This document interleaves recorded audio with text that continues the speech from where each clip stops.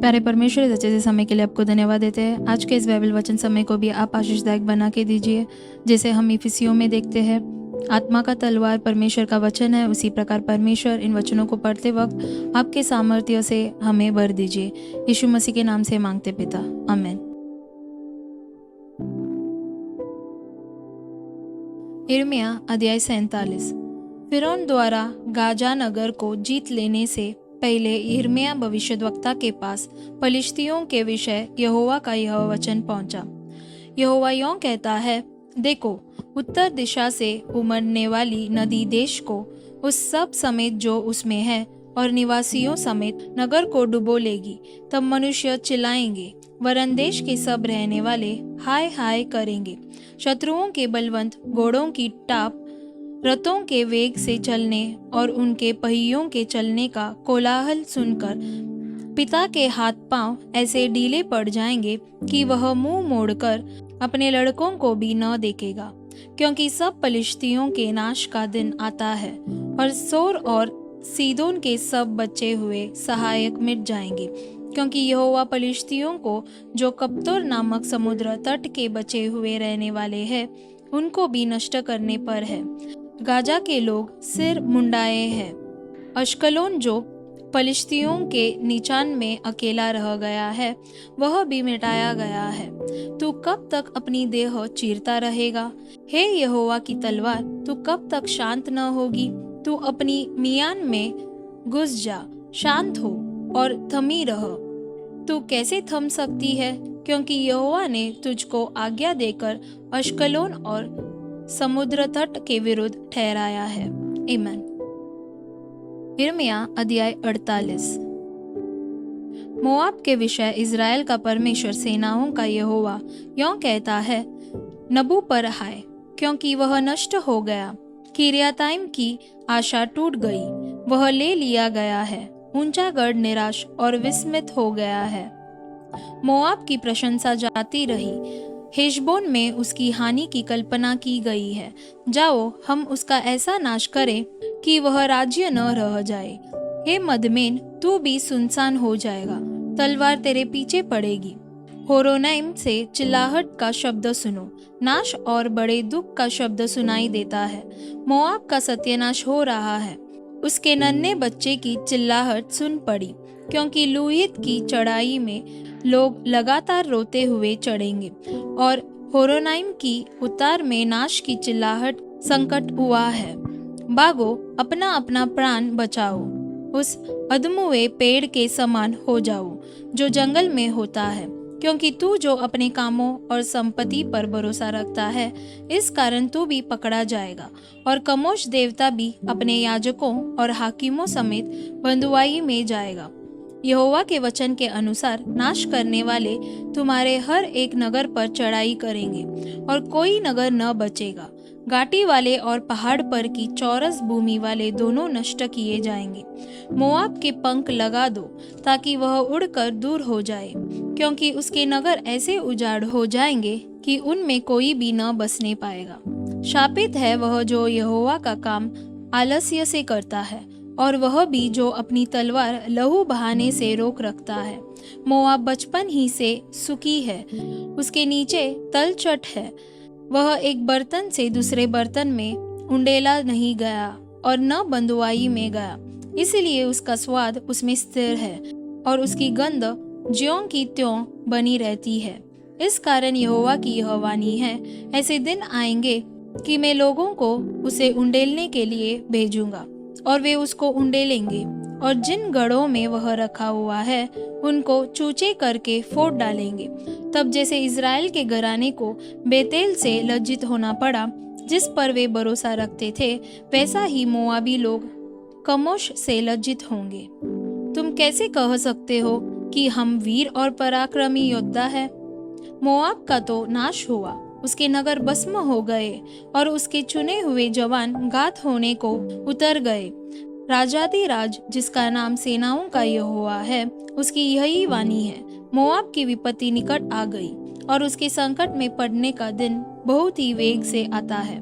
उसके आसपास के सब रहने वालों और उसकी कीर्ति के सब जानने वालों, उसके लिए विलाप करो। कहो हाय, वह मजबूत सोंटा और सुंदर छड़ी कैसे टूट गई है। हे दीबोन की रहने वाली, तू अपना वैभव छोड़कर प्यासी बैठी रह, क्योंकि मोआब का नाश करने वाले ने तुझ पर चढ़ाई करके तेरे दृढ़ गढ़ों का नाश किया है। हे अरोएर की रहने वाली, तू मार्ग में खड़ी होकर ताकती रह। जो भागता है उससे और जो बच निकलती है उससे पूछ कि क्या हुआ है। मोआब की आशा टूटेगी, वह विस्मित हो गया। तुम हाय हाय करो और चिल्लाओ। अर्नोन में भी यह बताओ कि मोआब नष्ट हुआ है। चौरस भूमि के देश में होलोन, यहसा, मेपात, दीबोन, नबो, बेत दिबलाताइम और किरियाताइम, बेत गामुल, बेतमोन और करियोत, बोसरा और क्या दूर क्या निकट मोआब देश के सारे नगरों में दंड की आज्ञा पूरी हुई है। यहोवा की यह वाणी है, मोआब का सींग कट गया और भुजा टूट गई है। उसको मतवाला करो, क्योंकि उसने यहोवा के विरुद्ध बड़ाई मारी है। इसलिए मोआब अपनी चांट में लौटेगा और टट्टों में उड़ाया जाएगा। क्या तूने भी इज़राइल को टट्टों में नहीं उड़ाया? क्या वह चोरों के बीच पकड़ा गया था कि जब तू उसकी चर्चा करता तब तू सिर हिलाता था? हे मोआब के रहने वालों, अपने अपने नगर को छोड़कर चट्टान की दरार में बसो। उस पंडुकी के समान हो जो गुफा के मुंह की एक और घोंसला बनाती हो। हमने मोआब के गर्व के विषय में सुना है कि वह अत्यंत अभिमानी है। उसका गर्व, अभिमान और अहंकार और उसका मन फूलना प्रसिद्ध है। यहोवा की यह वाणी है, मैं उसके रोष को भी जानता हूँ कि वह व्यर्थ ही है। उसके बड़े बोल से कुछ बन न पड़ा। इस कारण मैं मोआबियों के लिए हाय हाय करूँगा। हाँ, मैं सारे मोआबियों के लिए चिल्लाऊंगा। किरहेरेस के लोगों के लिए विलाप किया जाएगा। हे सिब्मा की दाखलता, मैं तुम्हारे लिए याजेर से भी अधिक विलाप करूंगा। तेरी डालियां तो ताल के पार बढ़ गई, वरन याजेर के ताल तक भी पहुंची थी। पर नाश करने वाला तेरे धूपकाल के फलों पर और तोड़ी हुई दाकों पर भी टूट पड़ा है। फल वाली बारियों से और मोआब के देश से आनंद और मगन होना उठ गया है। मैंने ऐसा किया कि दाखरस के कुंडों में कुछ दाखमधु न रहा। लोग फिर ललकारते हुए दाख न रौंदेंगे। जो ललकार होने वाली है वह अब नहीं होगी। हेशबोन की चिल्लाहट सुनकर लोग एलाले और यहस तक और सोहार से होरोनाइम और एगल तशलीशिया तक भी चिल्लाते हुए भागे चले गए हैं, क्योंकि निम्रिम का जल भी सूख गया है। यहोवा की यह वाणी है कि मैं ऊंचे स्थान पर चढ़ावा चढ़ाना और देवताओं के लिए धूप जलाना दोनों को मोआब में बंद कर दूंगा। इस कारण मेरा मन मोआब और किरहेरेस के लोगों के लिए बांसुली सा रो रोकर अलापता है, क्योंकि जो कुछ उन्होंने कमाकर बचाया है वह नष्ट हो गया है। क्योंकि सबके सिर मुड़े गए और सबकी दाढ़ियां नोची गई, सबके हाथ चिरे हुए और सबकी कमरों में टाट बंधा हुआ है। मोआब के सब घरों की छतों पर और सब चौकों में रोना पीटना हो रहा है, क्योंकि मैंने मोआब को तुच्छ बर्तन के समान तोड़ डाला है। यहोवा की यह वाणी है, मोआब कैसे विस्मित हो गया। हाय हाय करो, क्योंकि उसने कैसे लज्जित होकर पीठ फेरी है। इस प्रकार मोआब के चारों ओर के सब रहने वाले उसका टट्टा करेंगे और विस्मित हो जाएंगे, क्योंकि यहोवा यों कहता है, देखो, वह उकाब सा उड़ेगा और मोआब के ऊपर अपने पंख फैलाएगा। करियोत ले लिया गया और गढ़वाले नगर दूसरों के वश में पड़ गए। उस दिन मोआबी वीरों के मन जचा स्त्री के से हो जाएंगे और मोआब ऐसा तितर बितर हो जाएगा कि उसका दल टूट जाएगा, क्योंकि उसने यहोवा के विरुद्ध बड़ाई मारी है। यहोवा की यह वाणी है कि हे मोआब के रहने वाले, तेरे लिए भय और गड्ढा और फंदे ठहराए गए हैं। जो कोई भय से भागे वह गड्ढे में गिरेगा, और जो कोई गड्ढे में से निकले वह फंदे में फंसेगा, क्योंकि मैं मोआब के दंड का दिन उस पर ले आऊंगा। यहोवा की यही वाणी है। जो भागे हुए हैं वह हेशबोन में शरण लेकर खड़े हो गए हैं, परंतु हेशबोन से आग और सीहोन के बीच से लौ निकली, जिससे मोआब देश के कोने और बलवइयों के चोंडे भस्म हो गए हैं। हे मोआब, तुझ पर हाय, कमोश की प्रजा नष्ट हो गई, क्योंकि तेरे स्त्री पुरुष दोनों बंधुआई में गए हैं। तो भी यहोवा की यह वाणी है कि अंत के दिनों में मैं मोआब को बंधुआई से लौटा ले आऊंगा। मोआब के दंड का वचन यहीं तक हुआ। आमीन। यहेजकेल अध्याय 24। 90 वर्ष के 10वें महीने के 10वें दिन को यहोवा का यह वचन मेरे पास पहुंचा। हे मनुष्य के संतान, आज का दिन लिख रख, क्योंकि आज ही के दिन बेबीलोन के राजा ने यरूशलेम आ घेरा है। इस बलवई घराने से यह दृष्टांत कह, प्रभु यहोवा कहता है, हंडे को आग पर रख दो, उसे रख कर उसमें पानी डाल दो, तब उसमें जांग, कंदा और सब अच्छे अच्छे टुकड़े बटोर कर रखो, और उसे उत्तम उत्तम हड्डियों से भर दो। झुंड में से सबसे अच्छे पशु लेकर उन हड्डियों को हंडे के नीचे ढेर करो और उनको बलि बांति पकाओ, ताकि भीतर की हड्डियां भी पक जाएं। इसलिए प्रभु यहोवा यूं कहता है, हाय उस हथियारी नगरी पर, हाय उस हंडे पर जिसका मोर्चा उसमें बना है और छुटा नहीं, उसमें से टुकड़ा टुकड़ा करके निकाल लो, उस पर चिट्ठी न डाली जाए, क्योंकि उस नगरी में किया हुआ खून उसमें है। उसने उसे भूमि पर डालकर धूल से नहीं डांपा, परंतु नंगी चट्टान पर रख दिया। इसीलिए मैंने भी उसका खून नंगी चट्टान पर रखा है, कि वह डंप न सके और कि बदला लेने को जलजलाहट भड़के। प्रभु यहोवा यूं कहता है, हाय उस खूनी नगरी पर, मैं भी ढेर को बड़ा करूंगा और अधिक लकड़ी डाल, आग को बहुत तेज कर, मांस को बलि बांति पका और मसाला मिला और हड्डियां भी जला दो। तब हंडे को चूचा करके अंगारों पर रख, जिससे वह गर्म हो और उसका पीतल जले और उसमें का मैल गले और उसका मोर्चा नष्ट हो जाए। मैं उसके कारण परिश्रम करते करते थक गया, परंतु उसका बारी मोर्चा उससे छूटता नहीं, उसका मोर्चा आग के द्वारा भी नहीं छूटता। हे नगरी, तेरी अशुद्धता महापाप की है। मैं तो तुझे शुद्ध करना चाहता हूँ, परंतु तू शुद्ध नहीं हुई। इस कारण जब तक मैं अपनी जलजलाहट तुझ पर शांत न कर लूं, तब तक तू फिर शुद्ध न की जाएगी। मुझ यहोवा ही ने यह कहा है और वह हो जाएगा। मैं ऐसा ही करूँगा, मैं तुझे न छोड़ूंगा, न तुझ पर तरस खाऊंगा, न पछताऊंगा। तेरे चाल चलन और कामों ही के अनुसार तेरा न्याय किया जाएगा। प्रभु यहोवा की यही वाणी है। यहोवा का यह भी वचन मेरे पास पहुंचा, हे मनुष्य के संतान, देख, मैं तेरे आंखों की प्रिय को मारकर तेरे पास से ले लेने पर हूँ, परंतु न तू रोना पीटना और न आंसू बहाना। लंबी सांसें ले तो ले, परंतु वे सुनाई न पड़े। मरे हुओं के लिए भी विलाप न करना। सिर पर पगड़ी बांधे और पांवों में जूती पहने रहना, और न तो अपने होंठ को डांपना, न शोक के योग्य रोटी खाना। तब मैं सवेरे लोगों से बोला और सांझ को मेरी स्त्री मर गई।